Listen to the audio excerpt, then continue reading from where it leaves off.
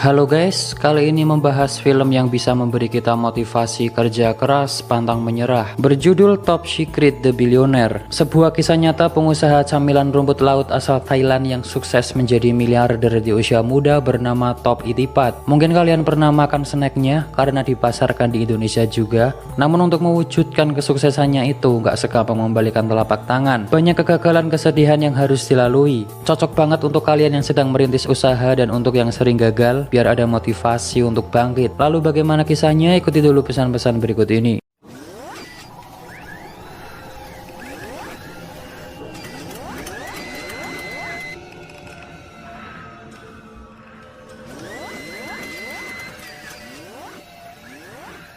Di awal ada Top Itipat mendatangi bank. Dia mau minjam uang sebesar 10 juta baht atau sekitar 4,7 miliar rupiah untuk membuka bisnisnya. Teller bank lalu menyuruhnya memberikan alasan kenapa dia harus dipinjami uang sebesar itu. Top lalu cerita, saat masih SMA dia sedang belajar, bukannya mendengarkan guru malah main game online. Top punya item yang langka, terus ada orang yang mau beli seharga 12.000 baht. Langsung transfer ke rekeningnya. Dia pulang minjam buku rekening pamannya dan duit pun cair. Semenjak itu Top terus menjual item game sampai duitnya banyak. Lalu untuk beli mobil menaikinya ke sekolah dan mengajak pacarnya jalan-jalan. Pulang ke rumah, orang tua Top memarahinya. Dapat uang dari mana? Dituduh ikut taruhan bola. Top menjelaskan semua itu dari hasil ngegame. Orang tuanya nggak percaya dan ibunya meminta Top belajar saja, nggak usah aneh-aneh. Tapi Top bodo amat terus main game sampai lulus sekolah. Dia melihat hasil tes masuk universitas negeri tapi nggak lolos. Tanpa ada rasa sedih atau kecewa, langsung lanjut main game lagi.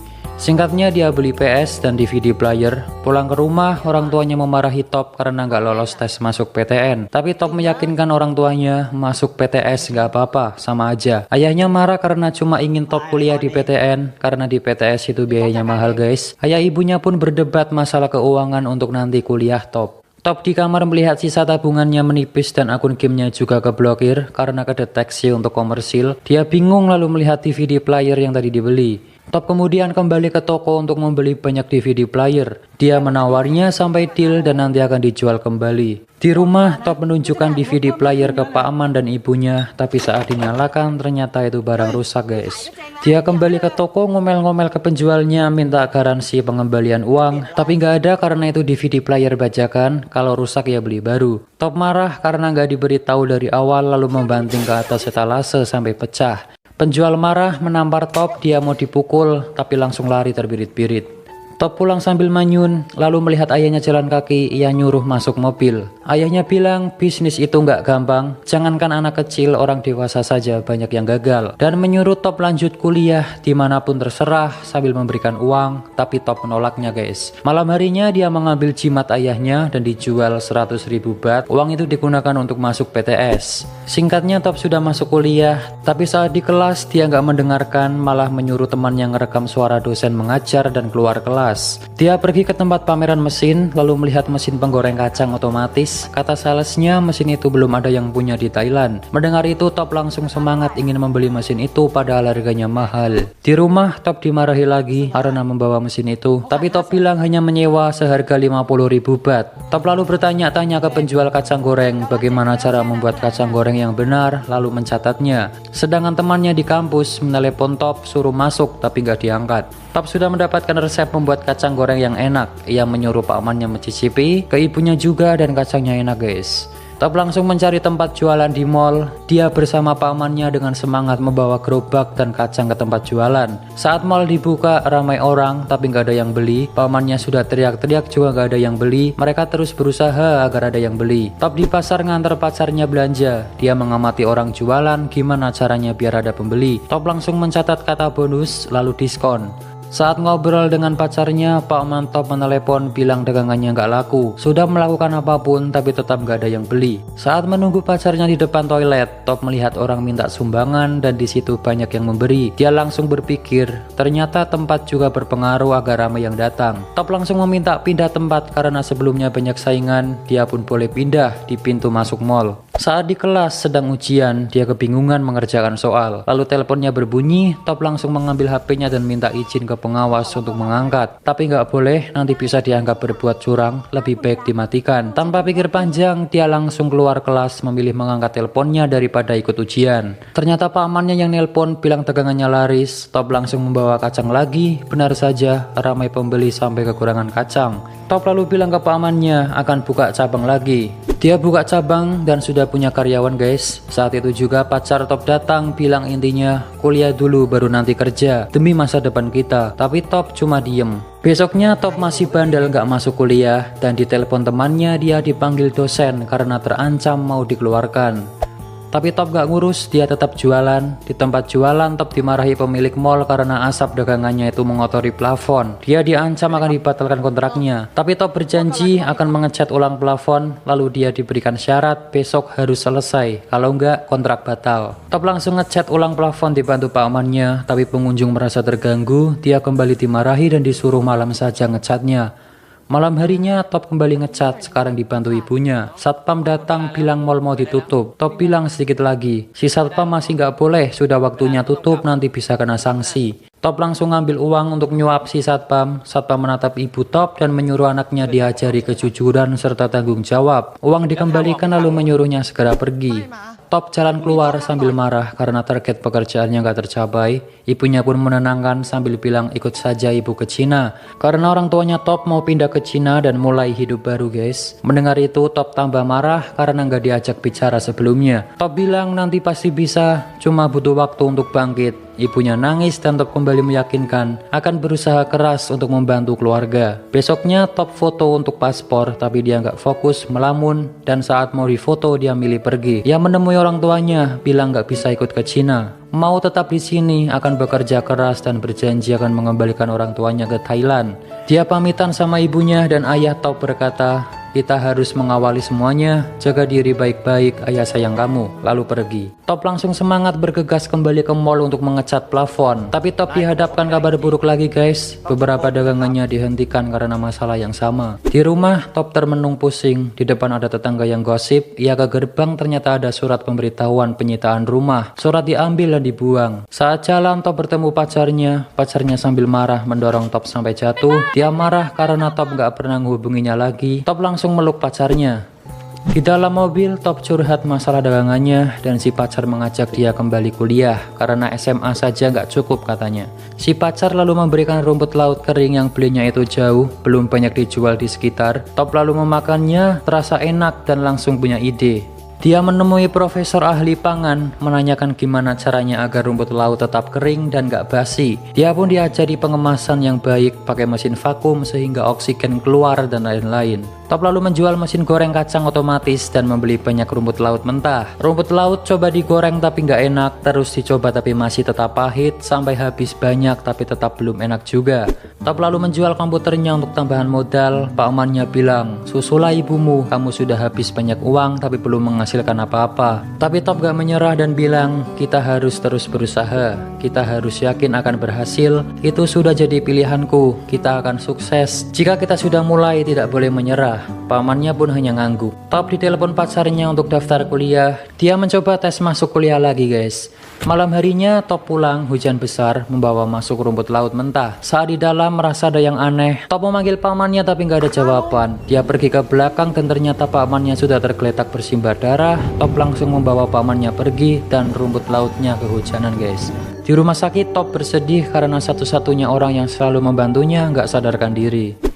Siangnya Top kembali menggoreng rumput laut tapi masih nggak enak. Terus dicoba masih saja nggak enak sampai di kardus habis. Dia lalu melihat rumput laut yang semalam kehujanan, mencoba menggorengnya dan dicicipi. Rupanya kali ini rasanya enak nggak pahit. Penyebabnya adalah ada embun di dalam bungkus karena semalam kehujanan guys. Pamannya sudah baikan, Top lalu menyuruh mencoba rumput laut hasil gorengannya. Dan ya, rumput laut jadi lebih enak dan gurih. Mereka kembali jualan di mall tapi sekarang ganti jualan rumput laut dan yang beli ramai. Melihat dagangannya ramai, Top menulis 1 juta baht per tahun dan bilang nggak sulit.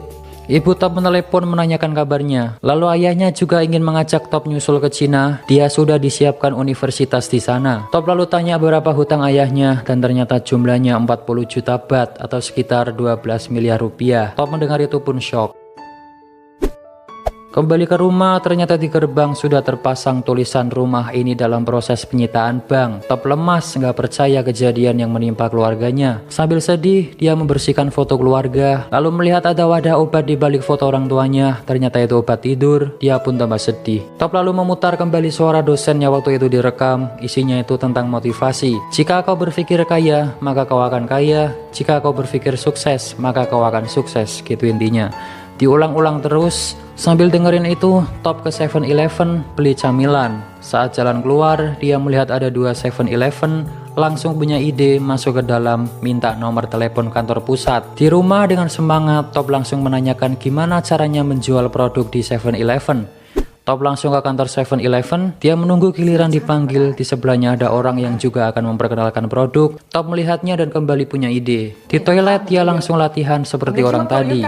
Top kembali menunggu sampai orang tadi sudah selesai, dan ternyata direktur ada rapat. Dia kembali disuruh menunggu lagi. Top menunggu sampai sore, direktur pun datang. Dia diberikan kartu nama dan disuruh meninggalkan produk. Nanti akan dicek karena direktur masih ada rapat. Tapi Top minta 10 menit saja untuk menjelaskan produknya. Produk diberikan ternyata belum layak dijual guys, karena kemasannya kebesaran dan kurang menarik, harganya juga kemahalan. Produknya ditolak. Top kembali ke rumah sambil lesu, ada pacarnya menunggu. Dia marah karena waktu itu Top cuma daftar kuliah tapi aslinya nggak masuk. Pacarnya pun menasihatinya harus kuliah, itu keinginan orang tua. Jadi pacarnya ini sangat ingin Top kuliah, kalau nggak kuliah nggak akan sukses gitu intinya guys. Si pacar juga bilang jika butuh uang dia bisa minta orang tuanya untuk bantu. Karena Top ini orangnya nggak suka minta-minta, dia pun marah lalu masuk, kunci gerbang dan meninggalkan pacarnya. Dia pun nangis. Malam harinya Top lusuh lemas, tidur di samping pamannya sambil nangis dan curhat. Dirinya begitu brengsek, pacarnya sungguh mencintai dan mengkhawatirkannya, tapi Top malah membuat kecewa. Pamannya pun menenangkannya. Esok harinya dia masih nggak menyerah, langsung pergi ke tempat cetak kemasan, menyuruh membuatkan desain yang bagus untuk produknya. Dia minta nama produk diganti yang bagus, tapi kata si pria, nama produknya sudah bagus, Tao Kai Noi, artinya pengusaha muda. Singkat cerita, produknya sudah jadi sesuai omongan direktur dan kembali ke kantor 7-Eleven. Tapi ternyata direktur jadwalnya sangat padat. Top nggak apa-apa, dia akan menunggu. Dari siang sampai setengah 4, sampai ketiduran, sampai sore pun direktur nggak keluar, padahal mondar-mandir guys. Top merasa nggak ditanggepin, akhirnya pergi. Di lift, dia memberikan produknya ke satpam dan pergi. Top pergi, si direkturnya keluar nyari Top. Dia bersedih merasa gagal dengan tujuannya dan menelepon ibunya bilang akan menyusul ke Cina. Di lift ada karyawan melihat produk Top, dia tertarik dan mengambilnya, memberikan ke resepsionis, memakannya dengan lahap, dan memberikan ke koleganya karena rumput laut itu sangat enak guys. Ibunya Top bilang, ibu akan selalu mendukung Top, jangan menyerah, kamu akan memiliki masa depan yang indah. Si direktur masuk ke lift dan lihat produk Top sisa 1, dia sepertinya tertarik. Top dipanggil ke kantor guys, produknya diterima tapi ada syaratnya. Dia harus membuat 72.000 bungkus dan mengirimkannya ke 6.000 cabang 7-Eleven. Juga harus dicek kebersihan pabrik tempat produksi. Jika syarat terpenuhi, produknya diterima sepenuhnya. Top pun setuju. Di rumah dia kebingungan gimana caranya bikin 72.000 bungkus dan di mana dia harus menunjukkan pabriknya, sedangkan dia nggak punya pabrik. Nah kembali ke awal tadi guys, ternyata dia ke bank mau pinjam uang 10 juta baht itu buat bikin pabrik dan rekrut karyawan. Teller bank melihat dokumen Top, ternyata umurnya masih 19 tahun. Top dipuji masih muda, sangat bersemangat, bagus. Tapi bank nggak bisa meminjamkan uang karena belum cukup umur. Dan keluarga Top juga punya hutang 40 juta baht, dia pun cuma diem. Di mobil Top sedih, lalu menyalakan musik dengan keras dan teriak kencang di dalam.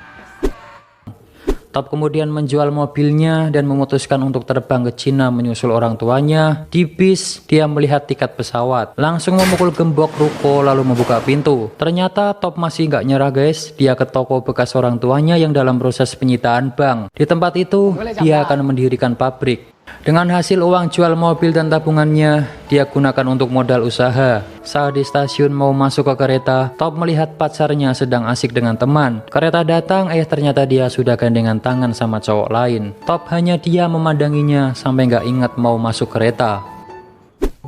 Kembali ke pabrik, Top sudah merekrut karyawan dan sedang menyiapkan pabrik untuk inspeksi. Pabriknya dinamai Tao Kai Noi. Direktur datang bersama orang yang ngecek kelayakan pabrik. Pabriknya dicek dan si Pak Man menyuruh Top nyogok saja agar disetujui. Tapi dia menolak karena nggak mau ibunya dikatain lagi nggak mengajarkan anaknya kejujuran. Pabrik dicek ke dalam dari lampu, penggorengan, pengemasan, dan lain-lain. Selesai mengecek, direktur mengatakan pabrik belum sesuai standar. Masih banyak kekurangan seperti lampu yang nggak ada tutupnya, itu bisa ada debu jatuh ke makanan. Wastafel harusnya pakai keran di kaki, lalu saluran air belum benar. Alkohol yang digunakan bukan untuk cuci tangan tapi itu untuk luka dan lain-lain. Top pun berjanji akan memperbaiki semuanya. Direktur pun akan merundingkan dan memutuskan nanti hasilnya dikirim lewat faksimiil. Saat mau pergi, Pak Man yang menyuruh disuap saja biar keterima. Top mau memberikan amplop itu tapi langsung pura-pura memberi salam. Singkatnya semua sudah diperbaiki, dari pekerja, rumput laut, lampu, wastafel, pengemasan, dan lain-lain.